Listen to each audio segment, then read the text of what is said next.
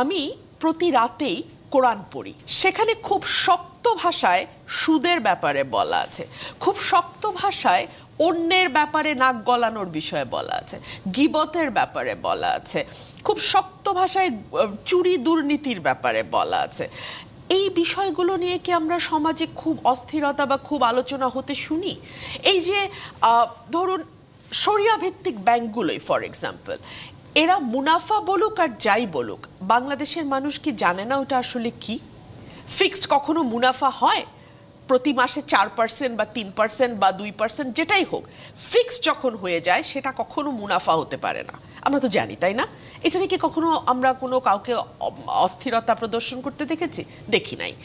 আবার আমরা খুব ভালো করে জানি কোরআনে কোন কোন বিষয় স্ট্রিক্টলি না বলা আছে। ফর এক্সাম্পল জাকাতের কথা ধরেন না, ওয়াকিমুস সালাত ওয়াতু জাকাত, সালাতের পরপরই জাকাতের কথা বলা আছে। আমরা কি সবাই নিসাব পরিমাণ সম্পদের উপরে 2.5% জাকাত দেই? যদি দিতাম, কাকে কাকে দিতে হয় সেটা 6টা ভাগ আছে, 6 প্রকারের মানে ব্যক্তিকে আপনি 8টা না, আচ্ছা, দিতে পারেন।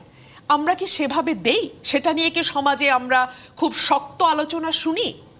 কেন জানি না নারীর ব্যাপারে সবাই বড় বেশি অসহিষ্ণু, বড় বেশি অস্থির।